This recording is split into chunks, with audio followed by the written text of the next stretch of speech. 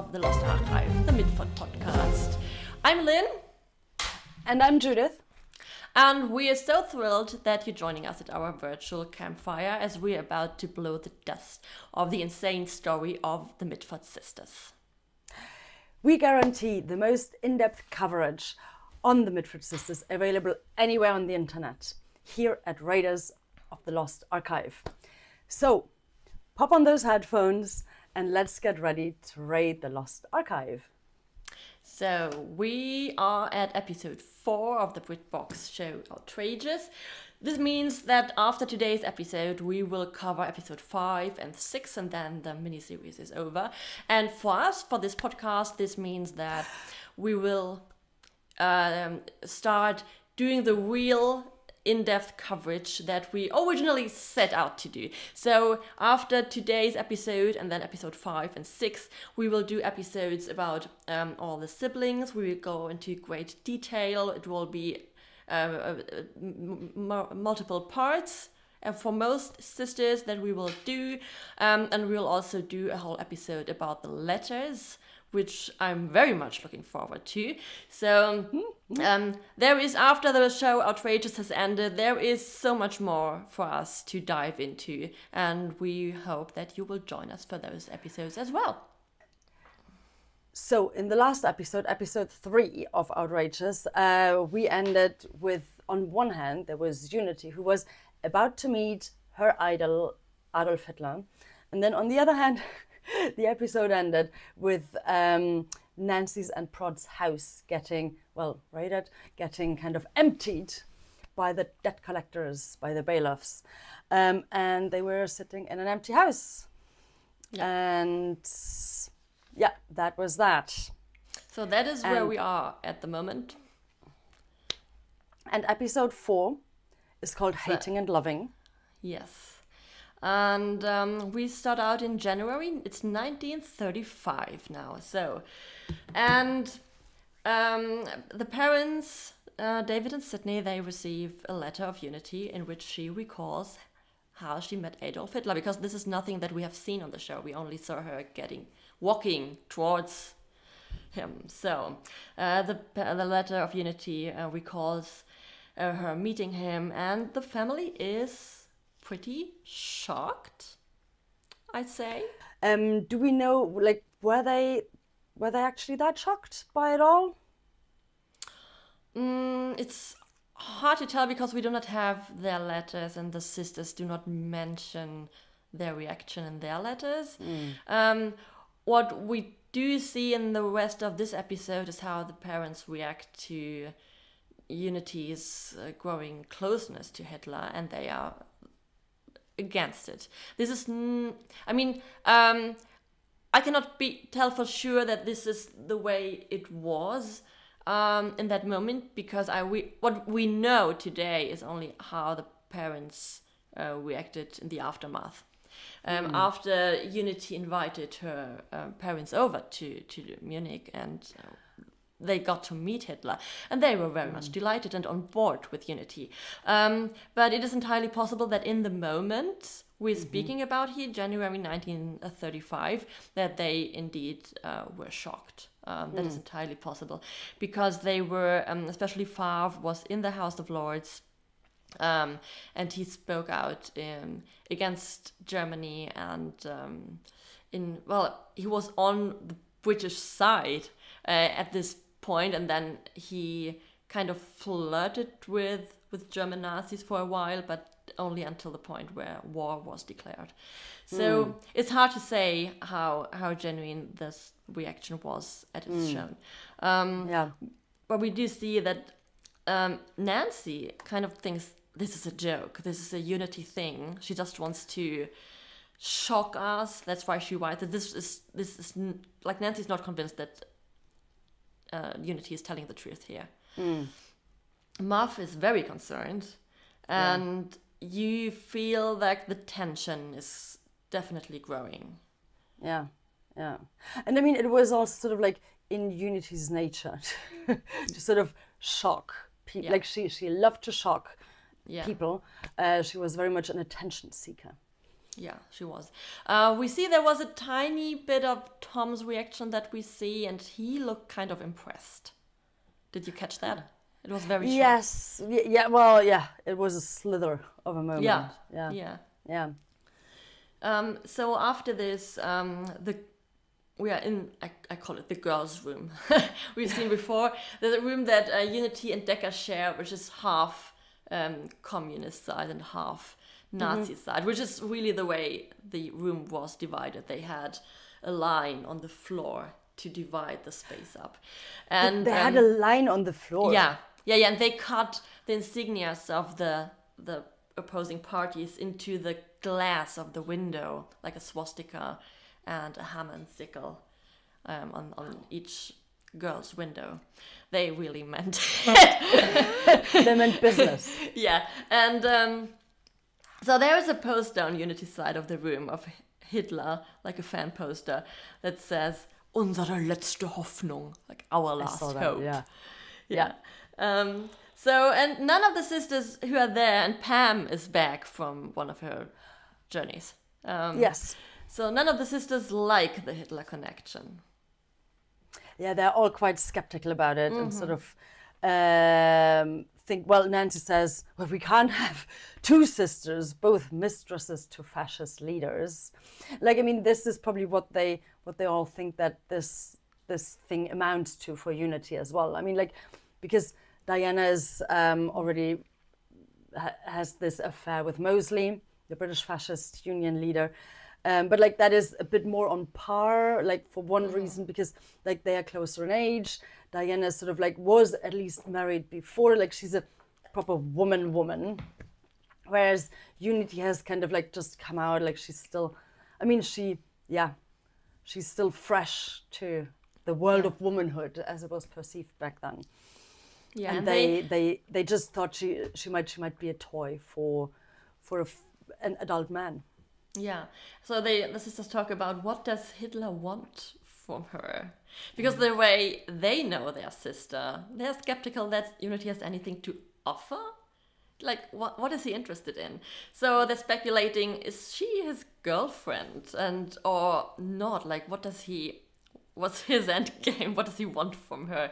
Yeah. Then they talk about, Hitler already has a girlfriend.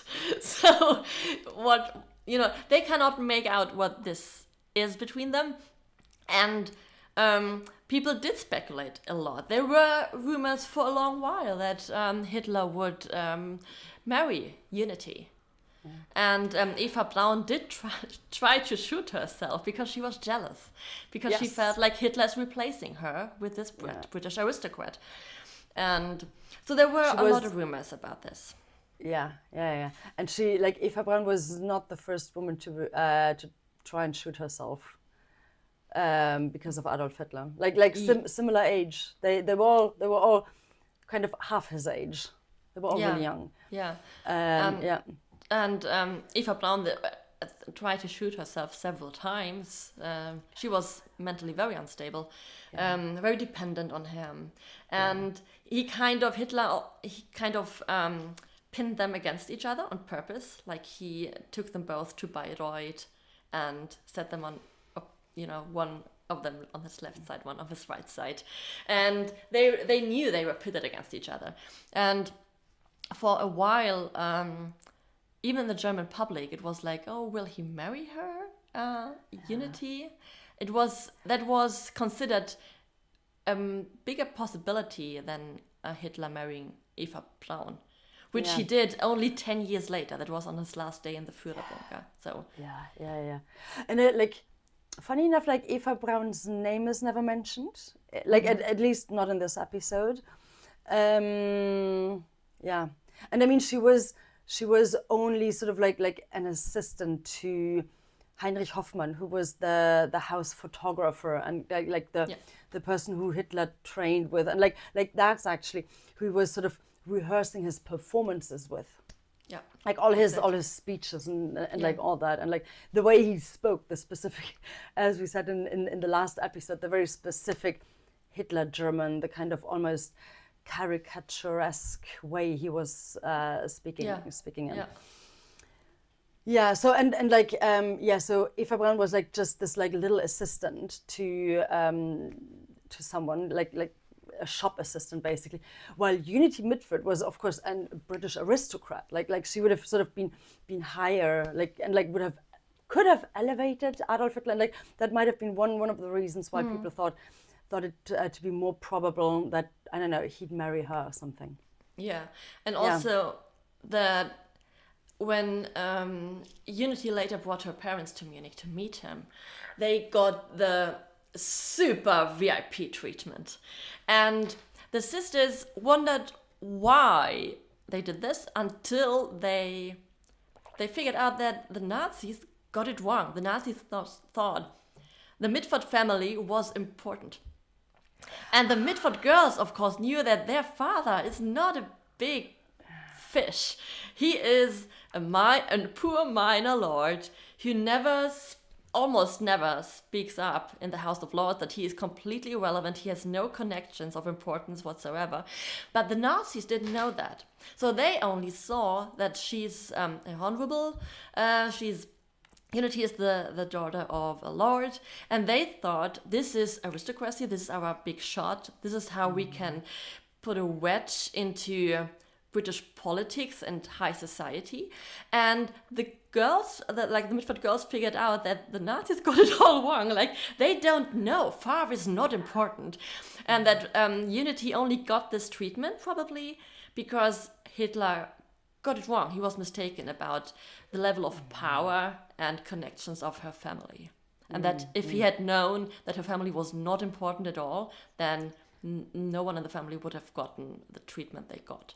Yeah. I mean, like that is, that is so like such irony of history in a way, because like the Nazis were like, they should have had like people. I mean, they could have asked Mosley, you know. They could have, Adolf Hitler could have just gone to Mosley and be like, "Oh, dude, tell me, like, how important are these people?" Yeah. And like, he would have known. Yeah. They should have had intel on this. Yeah, exactly. Like, he wouldn't even have had to infiltrate the British aristocracy, because like he could have just asked Oswald Mosley directly. It's like that is just like such an irony. On the other hand, like, Adolf Hitler was one like who kind of loved to believe in and was highly superstitious, and like loved to believe in things. And like when Unity turned up, and she was called, like, her name was Unity Valkyrie Mitford, who was conceived in a place like that was named Swastika in Canada, because her parents, Mother and Favre, went there because Favre wanted to do some gold digging. He had bought that gold mine, right? It's like there's this Unity Valkyrie Mitford, who was conceived in Swastika, and then like she shows up and like she looks like a Valkyrie, you know, like she looks like your poster child, kind of like Germanic Aryan kind of woman, you know, and she's British, and then she speaks excellent German. She's young, she's totally Adolf Hitler's type, you know, like all these factors coming into play, like that is of like, and then Adolf Hitler just wanted to believe that, I guess. So it's sort of, well, yeah.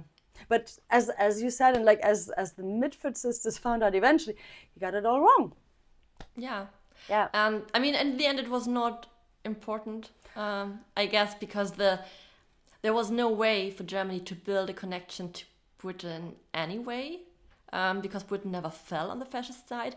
And there was no, because you mentioned Mosley, we will see later in this episode that Mosley tried to get close to Hitler and he couldn't. Diana could. But Hitler always stayed away from Mosley. I think they only had 2 meetings in person, one that Diana set up and another one when they got married. But he was not a big factor, and this was very much on purpose. He told Unity that he has to distance himself for political reasons. So, but do we know why? Because he said that he doesn't want to interfere with the rise of fascism in England, and that if he got involved, then people in Britain might turn against Mosley, because he's too close to Hitler. And that would destroy the possibilities of Mosley to become a big thing. Yeah. And I mean, like you know what, like that is probably also like they hint at that in this episode, because Unity at some point says that, was it Unity or Diana who says that Adolf Hitler said to Unity, that Adolf Hitler said to her that he would love to come and visit London, but he fears that like that would kind of end up in a revolution or a war declaration, something. Yeah. So like so they actually put that in there in this very minor way. Yeah. So back to the scene.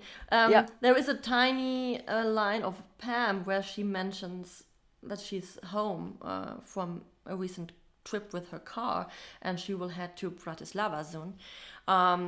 But again, we do not see her on these trips. Nothing on these trips happens that is of any importance to the character development.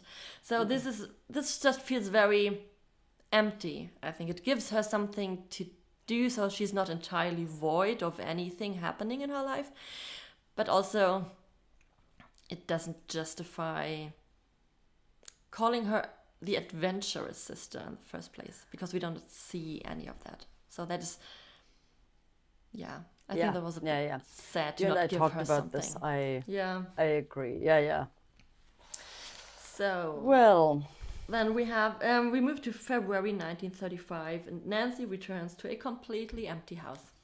She has been with her parents for a while because the house is empty, and Peter, her husband, and they reconcile. He has a new job. He polishes his shoes. He looks really good, and he apologizes for, acting the way he did. And he says, "I want to do this right. I will, live up to the expectations, and I will do my part, and we will get the furniture back, and all is well for the moment." Yeah. He also says that he doesn't want to lose her. Yeah. So, and you believe him in this moment. You believe that this could be it. When he gets his shit together, they might go back to the good path they briefly were on. So, but we'll see how this ends. Then we cut to a scene which is like at some Hotel Himmelstür. Yeah.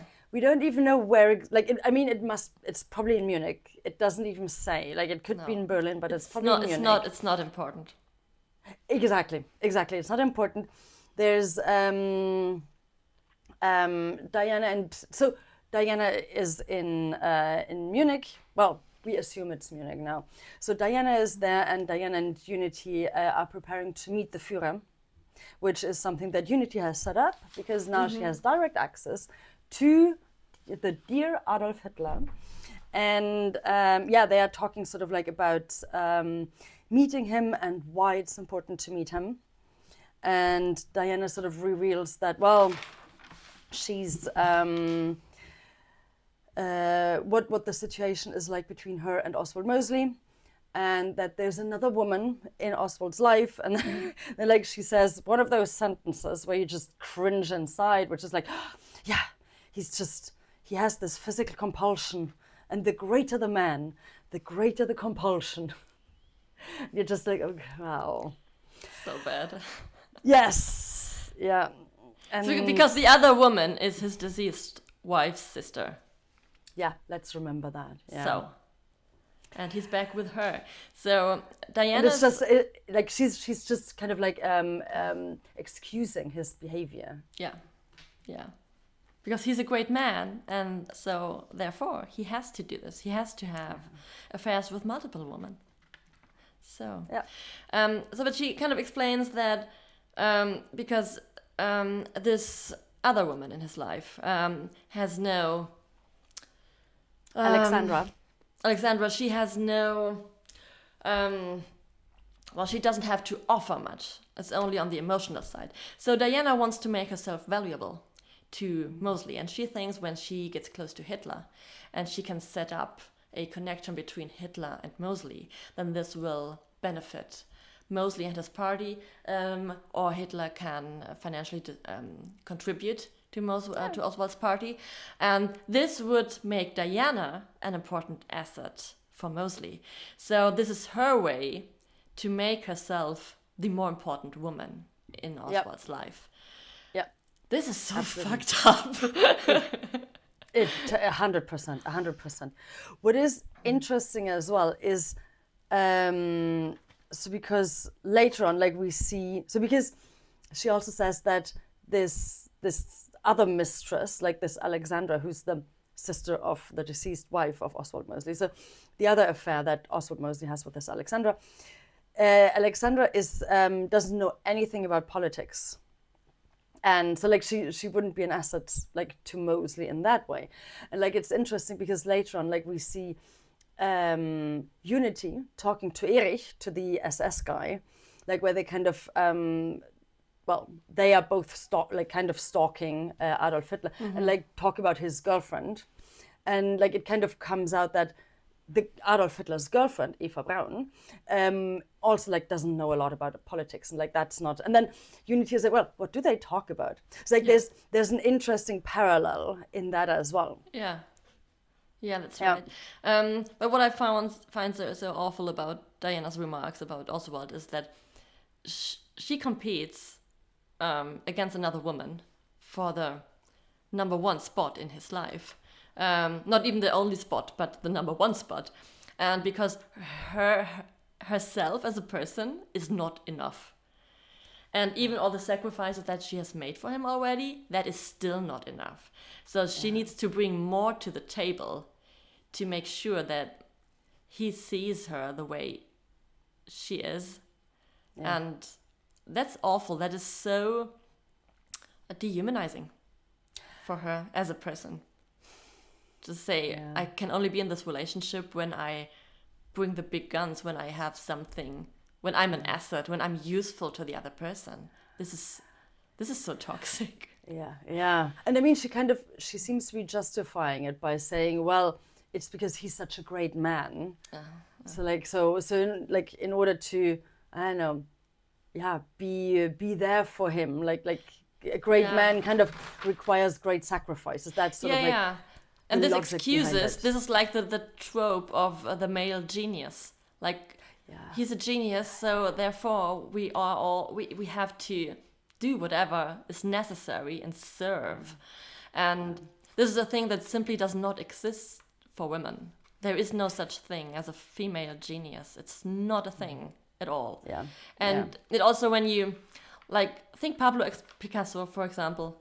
People say, oh, he's this great artist and blah, blah. But he was a psychopath in all his relationships to women. Several women killed themselves or tried to kill themselves over him. He treated them like shit. He was an awful being. Absolutely, and it is all forgotten because he's a genius. And this is one of many gazillion examples you can find. It's awful. A very interesting parallel between Adolf Hitler and Pablo Picasso. A lot of women tried to kill themselves over this man. Something that we just found. No woman live as we are live recording. So, and also Diana, I think she's very stressed here in this episode. She's very nervous. She's not as composed as we usually see her. She's, fidgeting. So. Absolutely. 100%. Yeah. Good observation. So the next scene that we see, I like very much. It's Decca's coming out to society. It's a super fun scene. Yeah, because it's Decca, she doesn't like any of this, and it's not the usual reception that you would expect of a woman of her standing. Because let's explain for a moment what this coming out entails. So this means that you get a dress. You get a white dress and you are presented at court. Which means with 600 other society debutantes, you line up on a hot summer day. I'm not sure, the show says it's February, but I know from all the letters that maybe it was not the same month every year, but often it was in the summer. So it was a hot day and it was stuffing inside. And many of these 600 debutantes fainted because of the warmth, because they didn't drink and eat all day, because the room was stuffy. So you have 600 girls chaperoned by their parents and other family members, and they're waiting in a long line at Buckingham Palace to approach King and Queen, courtesy. The King and Queen will nod, and then you move on. Yeah. And King and Queen have to do this 600 times, and it must have been an awfully, dreadfully boring long day for everyone. Yeah. So, and this is supposed to be like this beginning of your adult life, something glorious to celebrate, and it was not. None of the sisters looked forward to this. None of them enjoyed this day of coming out. None of them. No, it was just no. I mean, it's a day Diana. Of wait. Oh, Diana, I'm not sure, but the presentation at court was an awful dread. I don't know when they stopped doing that. So it's actually like an awful experience for everyone involved, like for the debutantes themselves, for their parents, and for the King and Queen. Yeah, who are sitting there and like going through all these Yes, and they're all. I mean, after the first 5 faces that you see, you cannot. They're all. It's a big blur. You cannot differentiate between them and them. You know. So and for the girls, it's like you waited for this moment for such a long time, and then it's just such a drag, and it must have been felt like the biggest letdown for everyone. Yeah. And then I love the way how Decca kind of sums it all up and says this is the start of the cattle market, and it's like being auctioned off to the highest bidding husband. Yeah. And I mean, that is basically that's what it was. Yeah, and because it was only the girls being presented and paraded, kind of being, I don't know, propped up and kind of made pretty and everything, because that is, of course, the foremost reason for, or the foremost obligation of a woman to be pretty. Yeah. Yeah, and then she's auctioned off. Yes. So we do not see the presentation at court, which is okay, because the way it's summed up in the rest of the scene serves justice enough. Yeah, they do it in an interesting way again. Like I feel it would have probably been. I mean, you can't it would have probably cost a lot of money again, and been pretty hard to sort of try and replicate the whole. You would have needed a king and queen, introduce new characters as well. So they did it with a twist. They showed archive material, which is interesting. Which was actual archive material from back in the day. And usually they only show this archive footage when some of the sisters are at a cinema. But in this instance, they kind of showed it just at the beginning of the scene and kind of introduced it that way, which was interesting. But you get the sense of it. So it's actually nicely a good introduction.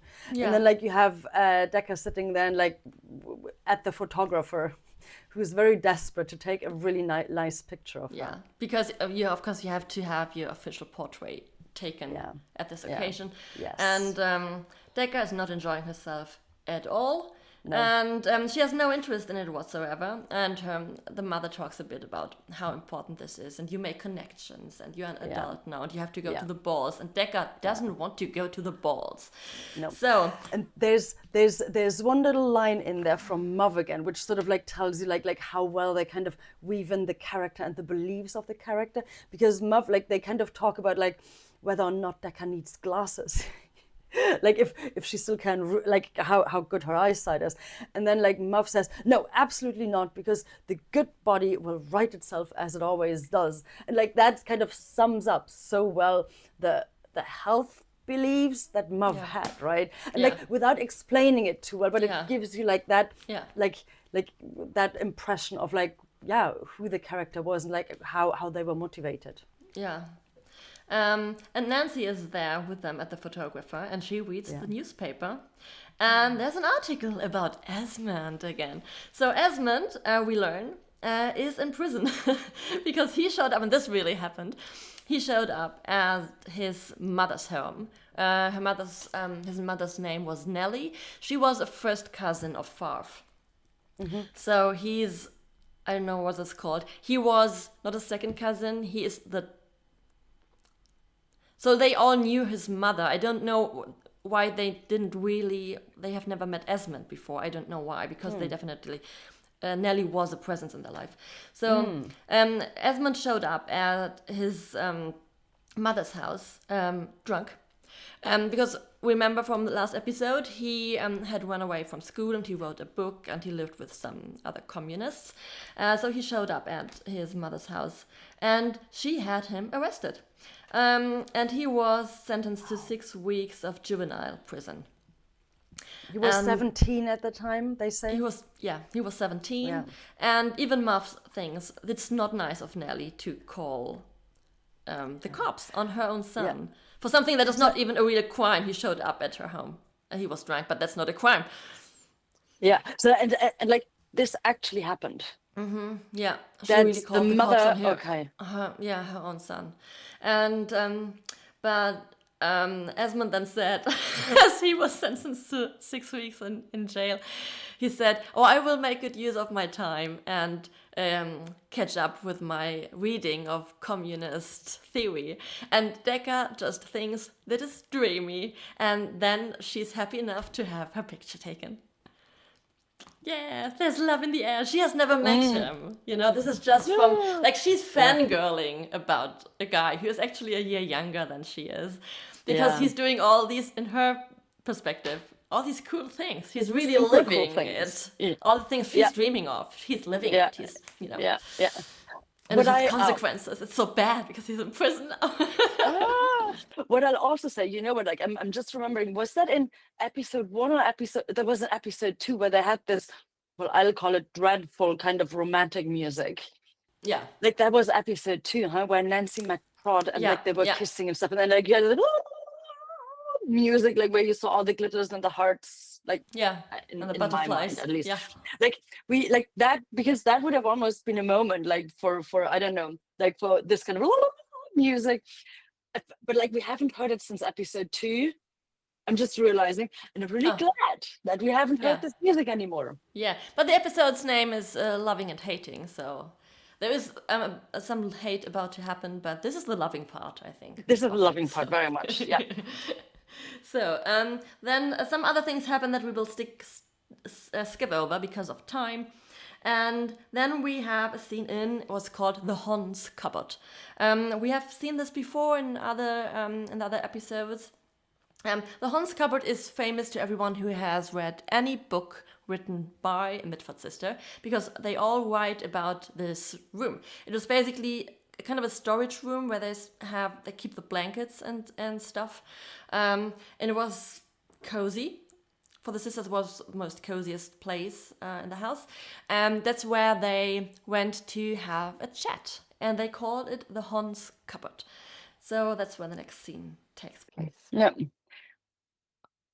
And the Hans comes probably from their title, because they were always the Honorable Miss such and such, because they are aristocrats, and like their father is at the House of Lords and stuff like that. So Farf was a lord, Lord Wedsdale, but the girls were not called lady because the lady was Muff. So the wife of the lord is the lady, and Tom, had he lived, would have become lord himself at the third Lord Reedsdale.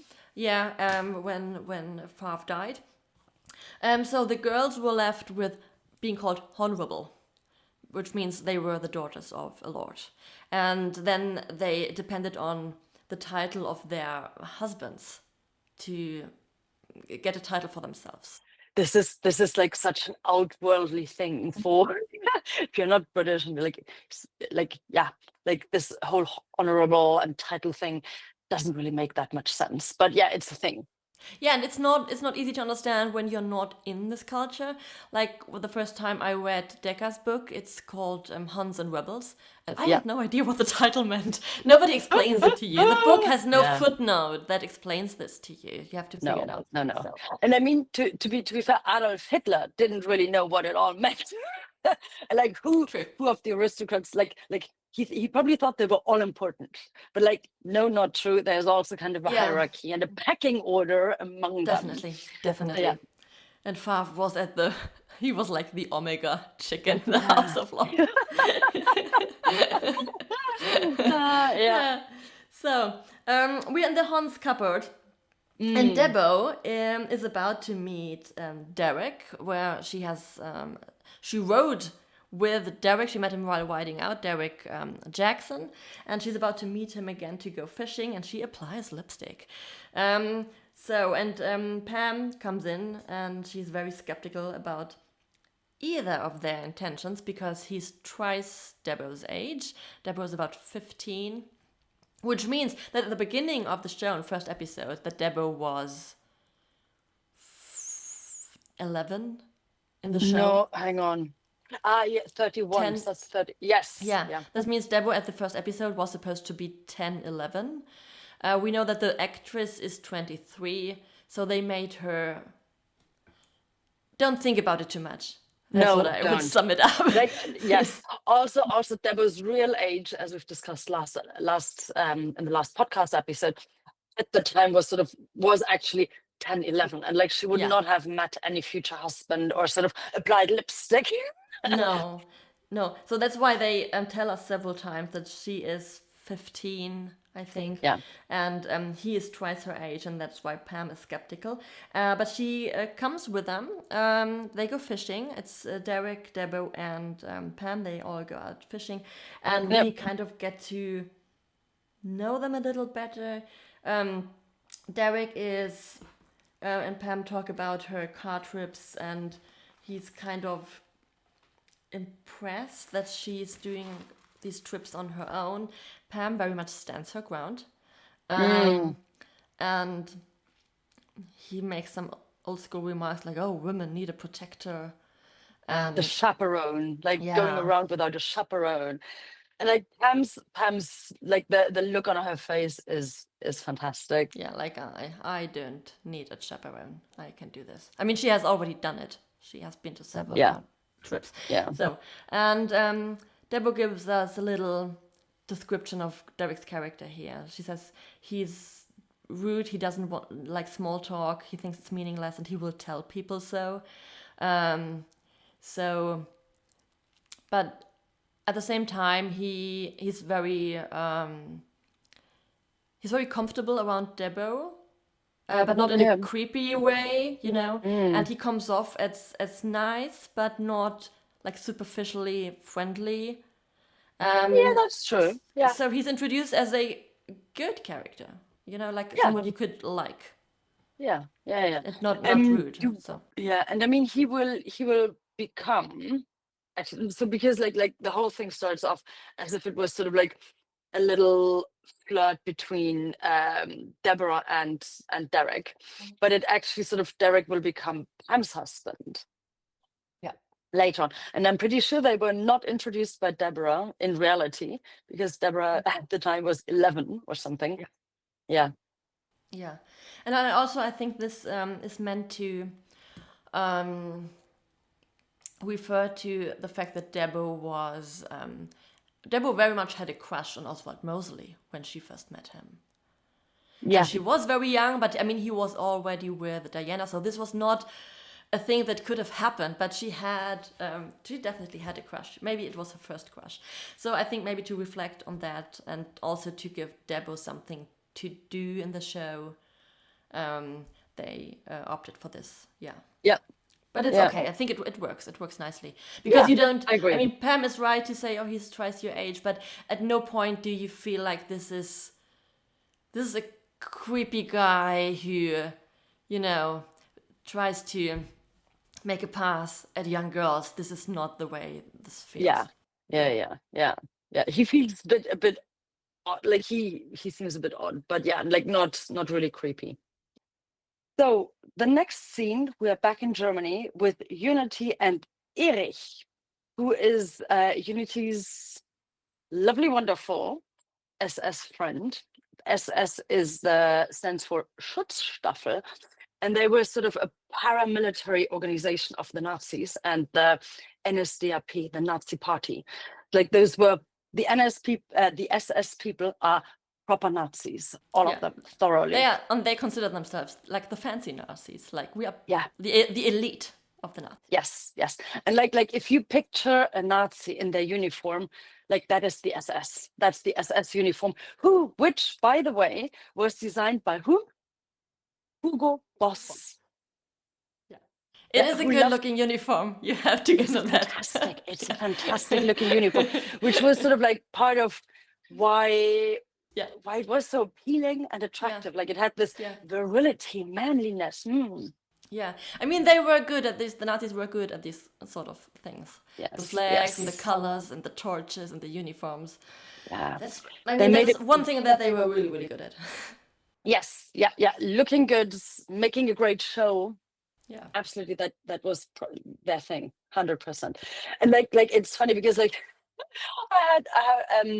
I read somewhere that like if you compare like when like in the early days when the Nazis came to power and they met with, I don't know, British military leaders or like British people or like French generals or something, that like the others, the British, the French, whoever, like always kind of like were then standing next to the Nazis in their Nazi uniform, in their SS uniform or something. They're like, the Nazis always looked really sleek and like really fashionable, whereas the others looked like wearing a potato sack, basically. Sort of like, like you had these pictures and like it was clear who people would be impressed with, because like they promoted like a kind of great standing like body structure and everything. So yeah.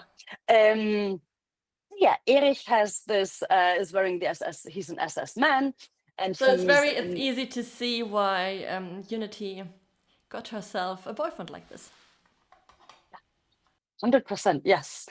And little other great fact is that Erich, what I loved is so he's speaking English, but like with a really cool, like great German accent. It's like I thought it was well done. I don't know what you think of it. Yeah, it was very believable. Yes, like it's a proper, and like it sounds proper, like a German would speak, an actual German would speak English with an accent. And Erich is played by a guy named called Ferdinand Mackay, and he's half German and half Scottish, and grew up partly in Scotland, partly in Portugal, and he's trilingual therefore. So yeah, good. There good you go. Him. So. Yeah, 100%. Yeah. And like this is why like he's perfect for that role. And I love it again that they've cast somebody who speaks actual German, which is great. Another small detail is like of Erich, that like on his cheek he has a what we call in German Schmiss. It's like where in the fraternities, like back in the day, like they were kind of, I don't know, doing the duels like with the they were dueling each other, and then like you had to have a schmiss, and that was a cool thing, and then like that was very manly. Yes, it was. And we have already seen Oswald's fencing, which is something that he did. And in fraternities, even today there are fraternities where they do that, where they fence, but they wear protection. I mean, they are in most of them. There are still today there are fraternities where they don't, because the schmiss is still, in some circles, it's still a thing. Yes. I hope it does not make a big comeback. No, hopefully not. Yeah, but like I love it how much attention they pay to all of this. Like the whole art department and the hand makeup team, fabulous, really great. Yeah. And it's a minor thing, but it's what adds to the authenticity. Exactly. Yes. Yeah. 100%. Like attention to detail. Wonderful. And so we have Unity and Erich kind of stalking Adolf Hitler and like talking about Adolf Hitler and his girlfriend. And again, like Erich then tells Unity that the girlfriend of Adolf Hitler, is very much not political, and then Unity is really surprised and is like, what would they talk about? And then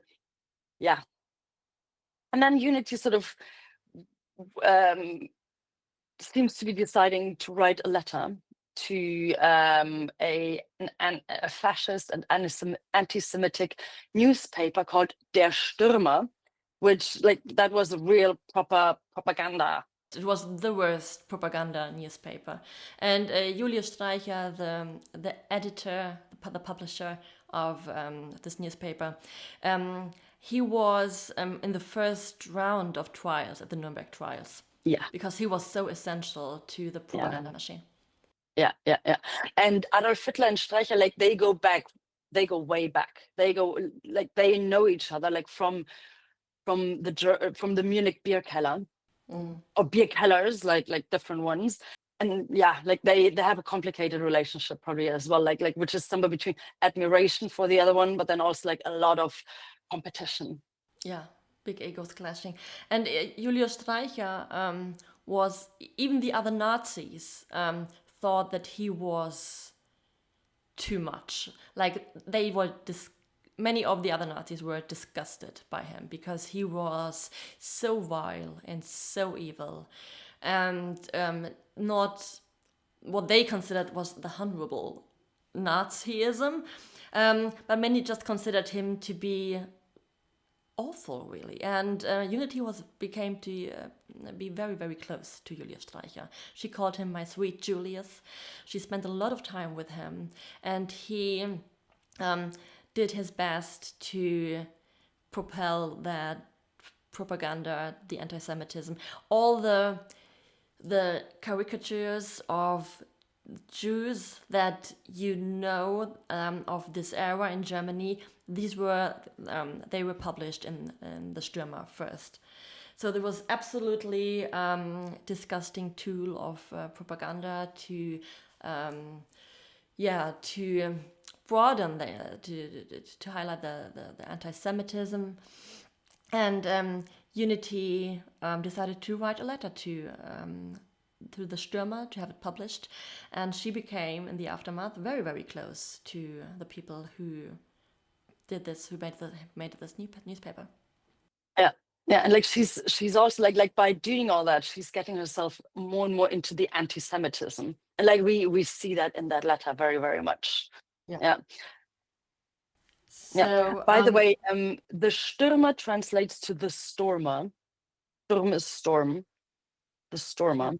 And Julius Streicher published Unity's letter, and then that had a massive effect. Yeah, because Unity basically came out to the world as a full-blown fascist, and the letter was published in Germany, but the British media picked it up quickly, and it was because her father was in the House of Lords. It blew up gigantically. She was on every newspaper cover, and and we see this in the show. There were newspaper reporters waiting for Favre as he exits the House of Lords. There are people calling on the telephone in the house. There's kind of harassment of reporters they're waiting for the family members, and so kind of press hell breaks loose on the parents because of this vile letter that she wrote. And that's so Unity actually wrote that letter and sort of signed it off with I want everyone to know that I'm a Jew hater. Yeah. Shall I, because I have it here, shall I read it in full? Because they don't, they give some lines in the show, but it's not in full.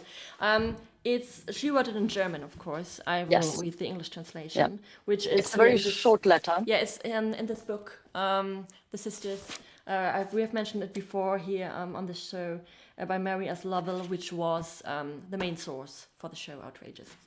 The book. Yeah, so brace yourself, some heavy anti-Semitism is coming, but we really need to read this to make you understand that why this letter was so important, why it had this significance, and why the family reacted so strongly, because this letter is really an awful piece of writing. So just brace yourself.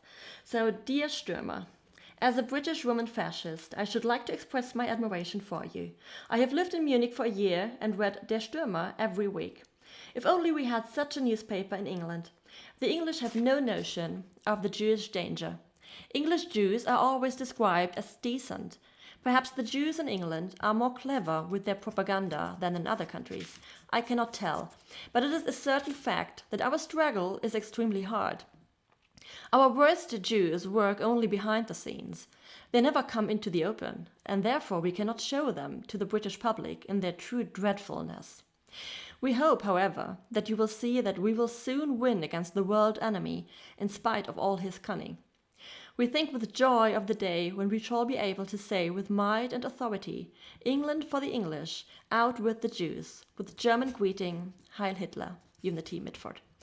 P.S. If you find room in your newspaper for this letter, please publish my name in full. I want everyone to know that I am a Jew hater.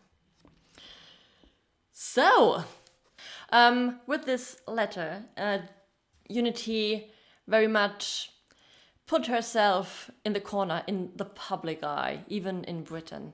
And before that, her family knew what she was up to, and she was kind of a little known in Munich, but this was public display, and there is no coming back from that. To call yourself a Jew hater in a country like England, which of course had a little anti-Semitism, because all the countries had and have, even today. But it was not, the public reaction was understandably negative towards her, and the parents called her back from Munich. So this was the most drastic thing they could think of. We call her to come home, and she does. She packs a little suitcase and makes her way back to Did they, like in real life, did they also call her back home after this letter? Do you know? I'm not sure. No, I'm not sure. Probably. Yeah. And the other question, like, do we actually know, like, has Unity had a lot of contact with Jews, like to like all of a sudden be so much like, ooh, I'm a Jew hater?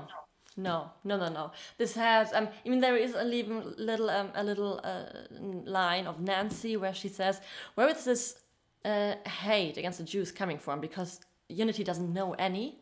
But this is true for all kinds of hatred, that you don't have to have negative experience. Incidences with certain people to have a bad opinion. Quite the opposite of true. That when you get in close contacts with, I don't know, gays or blacks or women or migrants, whatever, then you get to see that they are normal people like you and me, and that all kinds of hatred are much more dominant in areas where the society is not as diverse. So no, Unity had no rational reasons to have become an anti-Semite. There are none, because this was scapegoating, of course, of Hitler. But the family very much knew this, but Unity had run into the anti-Semitism corner and bought into this ideology, and there was no coming back for her. No.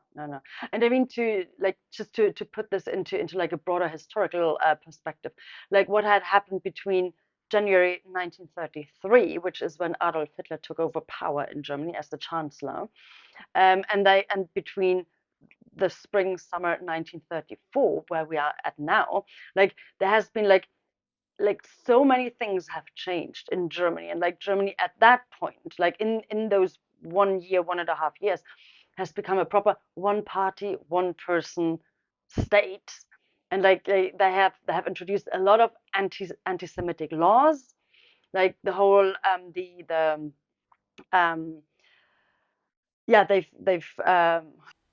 the Nuremberg waste laws. Yes, yeah, exactly. Yeah. And the whole anti-Semitism like started kind of like to to flourish from there. Yeah, and I mean, a publication like Der Stürmer did its best to make sure that the propaganda was vile, it was never ending, and even the language, Unity uses here, like how does she say, the world enemy. So this is exactly the kind of wording that the Stürmer put in people's minds. That's still, I mean, today when you hear something like das internationale Finanzjudentum, like the international finance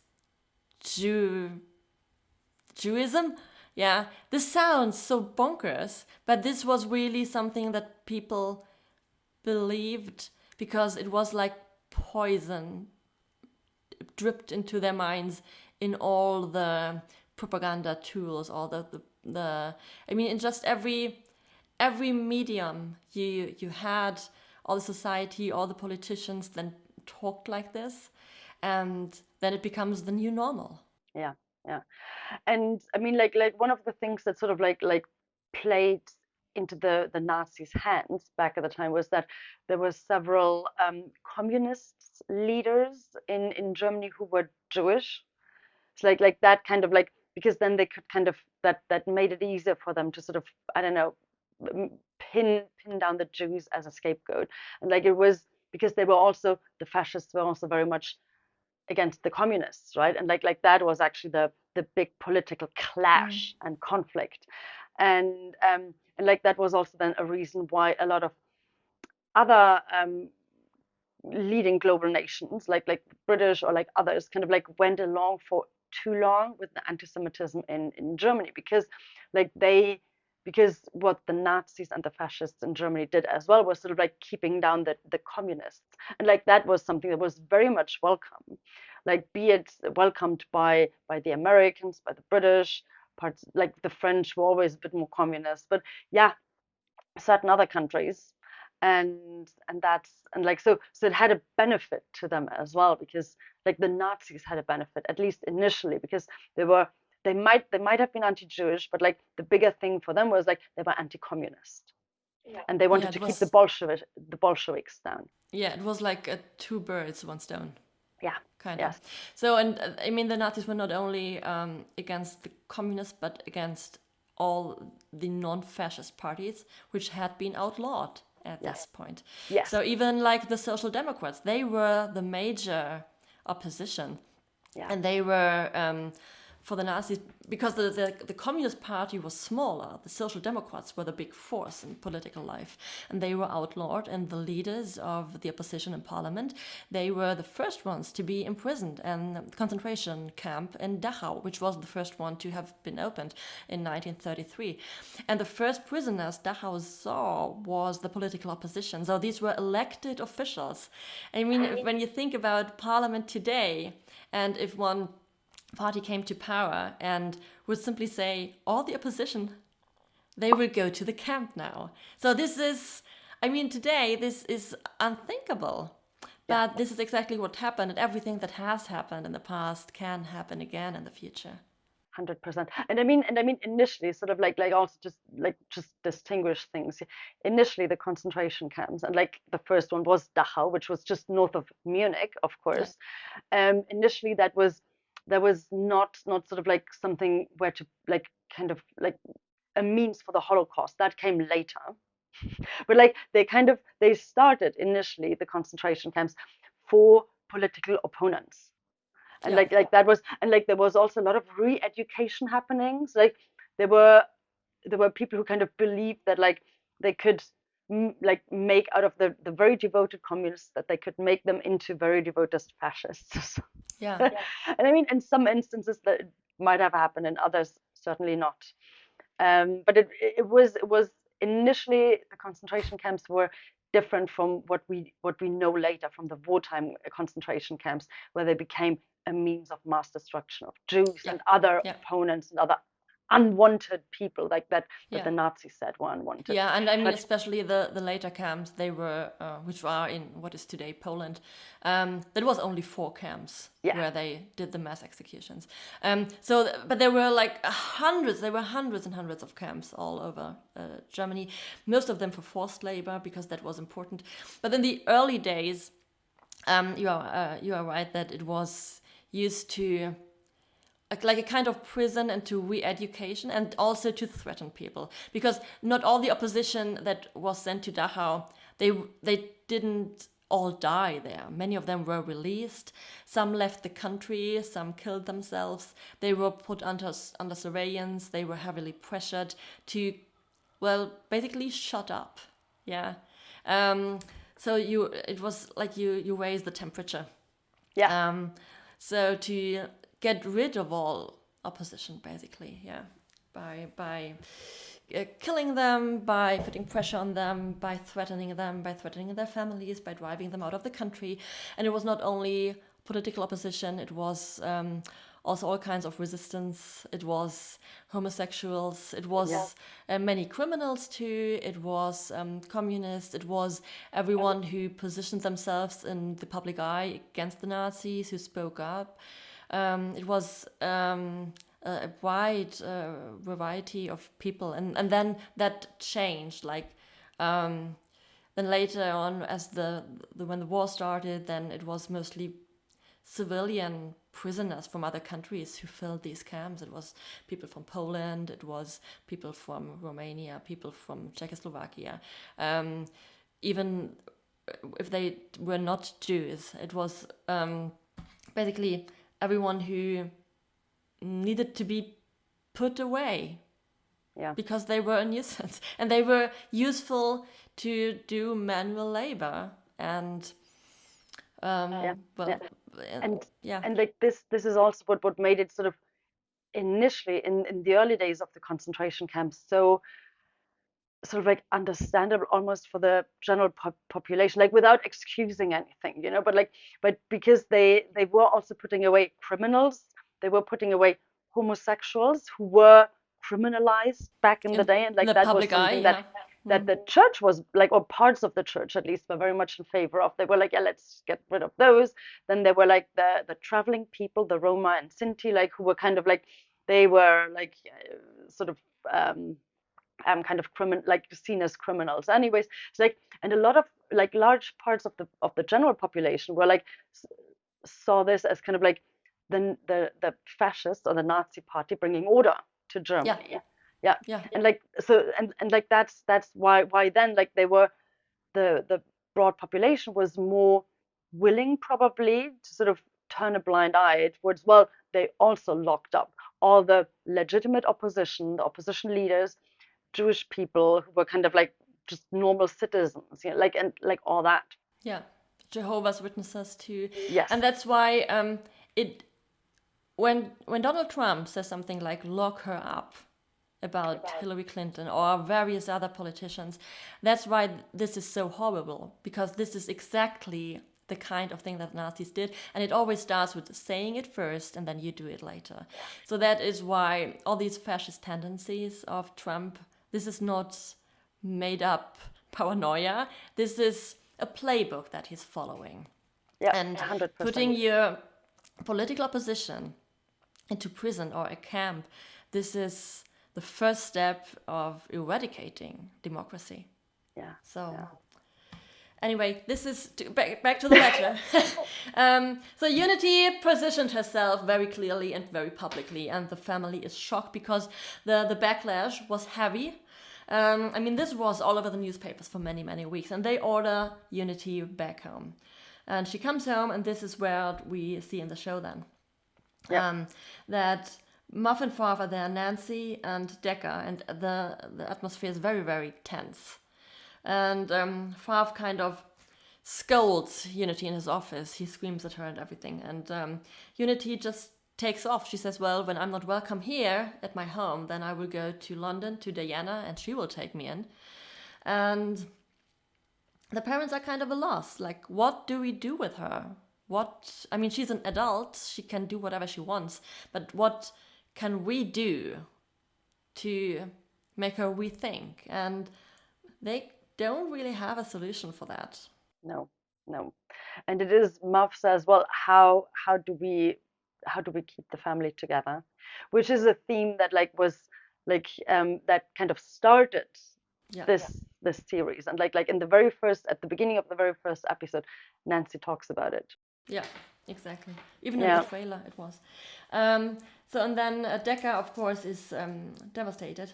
And then we see the peace talks. Nancy goes over to Diana. She wants to be the mediator. She maybe hopes that Unity will talk to her, but she doesn't. But also Nancy is not on speaking terms with Diana at this time. So it's kind of, she goes into the lion's den to both of her fascist sisters, and she knows that one of them will not talk to her and the other one maybe will. And there's a very, very tense talk between Nancy and Diana. It's a proper confrontation they're having, and like a proper, like almost fight.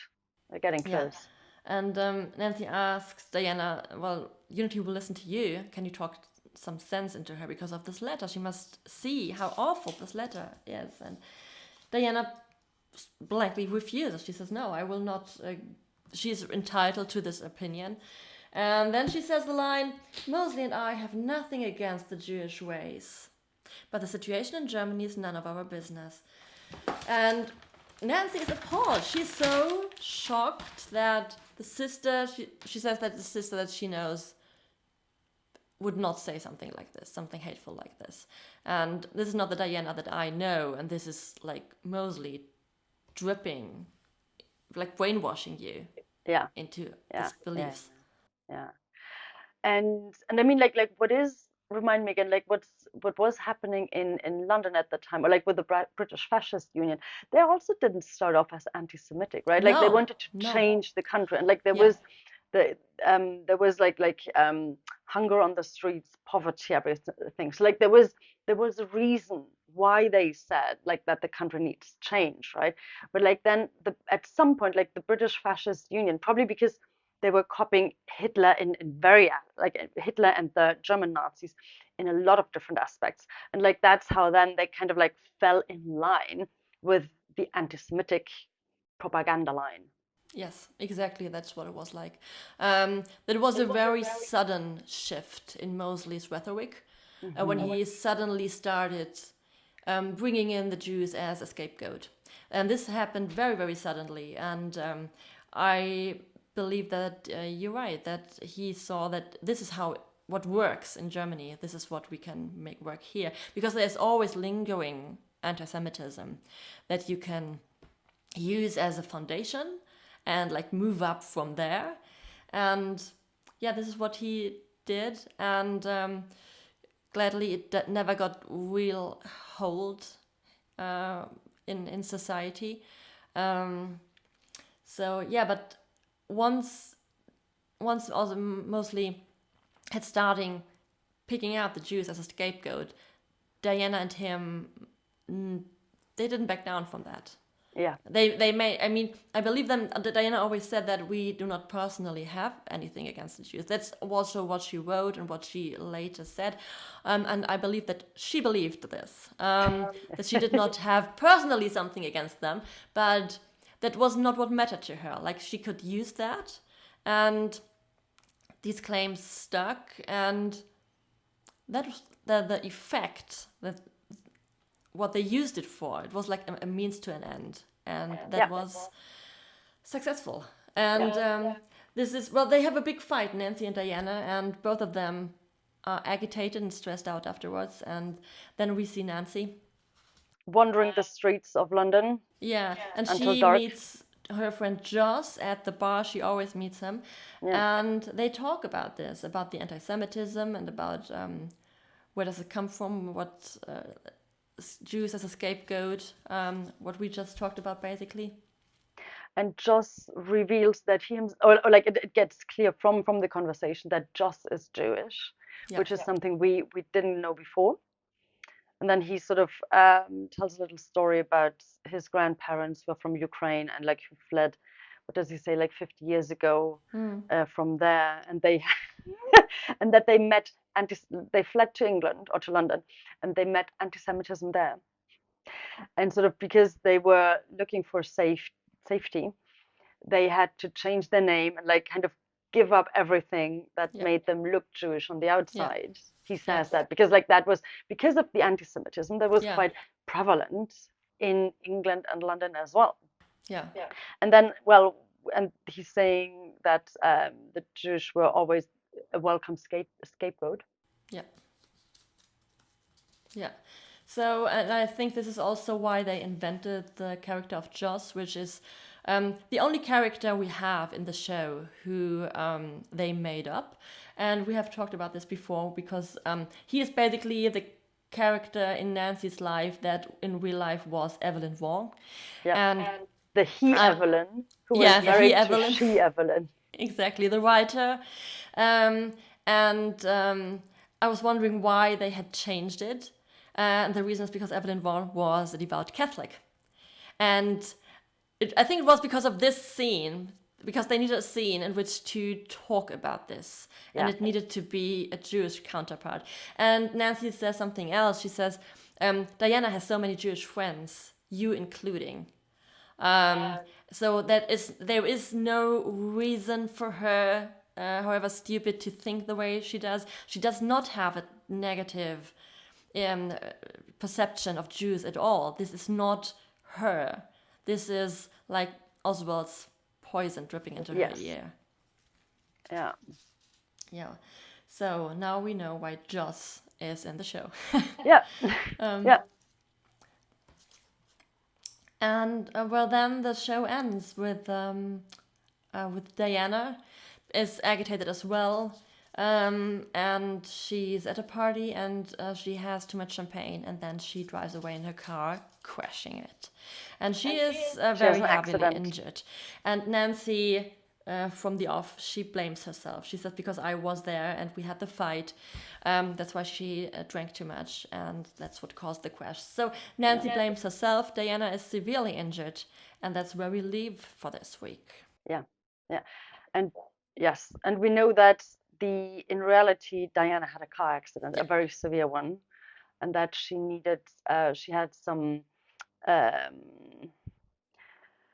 surgery, plastic surgery done after that. Like she had a broken nose, and like some things done on her face, but also like she was incapacitated for several months. So this was a heavy crash, that happened. But we will see in the next episode how long this will distract her from her fascism.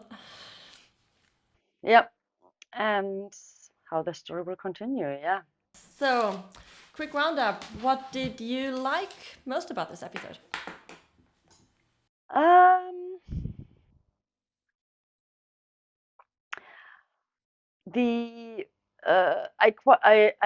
like the whole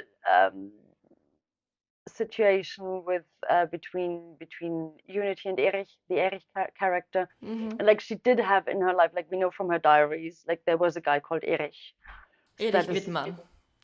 What's the name? There are also many photographs of them together. He was there all the time. It's like that is all done like really, really well and nicely. And the confrontation and the build up to it between Diana and Nancy is done really, really nicely as well. That's what I really liked. And also sort of like they did a good job in sort of like trying to, I don't know, make people aware of like what uproar Unity caused with her letter. That was actually like that was done in a non-expensive way, but like also like that was well done. I agree. That was very, very show, don't tell. They did a good job with this. What I also liked was that it was I mean, this is a big episode for Unity because it's kind of a break moment for her, for Nancy and Diana as well because they have the big fight.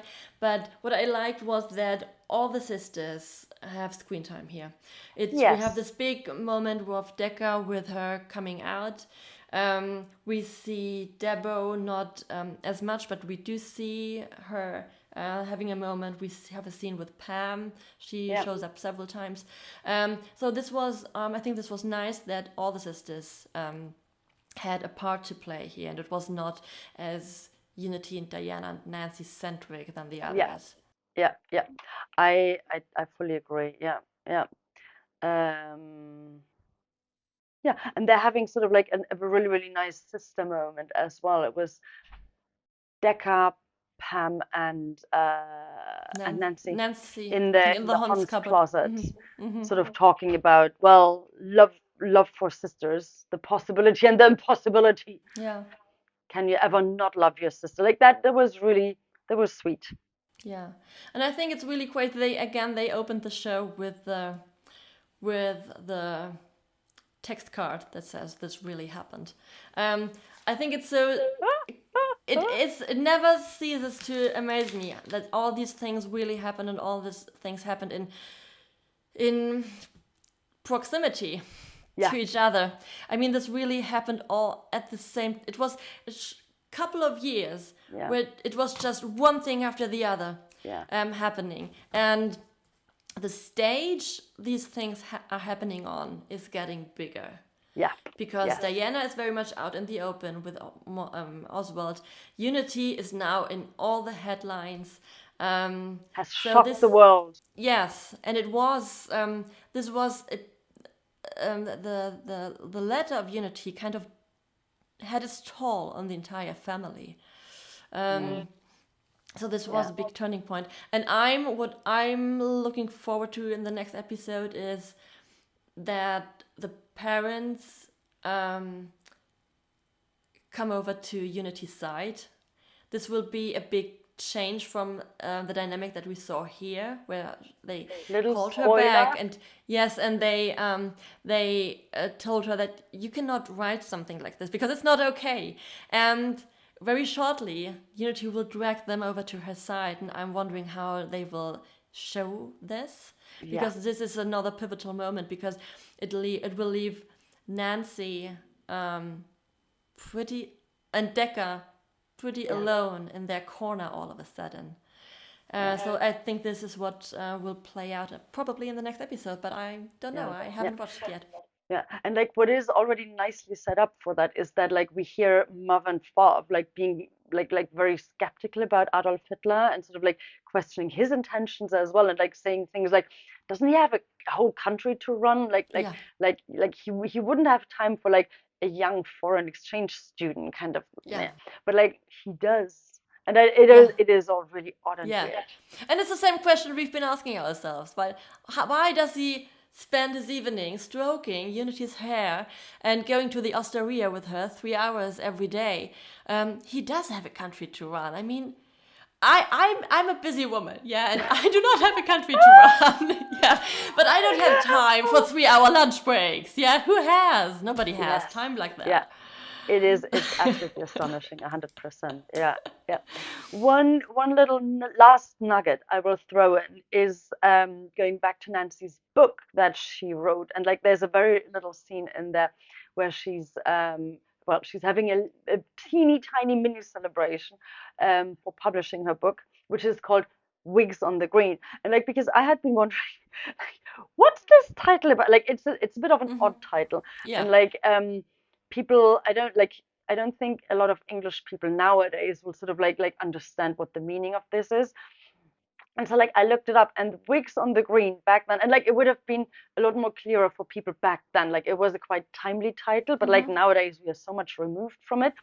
But like back in the day, like what it meant, and like that came because all the aristocrats back in the day, before the Mitfords, right? But like still were running around like with wigs, and like they would come out of the House of Lords with their wigs on, and then once, if they had a disagreement and a proper argument, which then turned into a fight and a brawl, that was where the wigs would fly off their heads and land like on the public space, which was usually a park, a patch of greenery.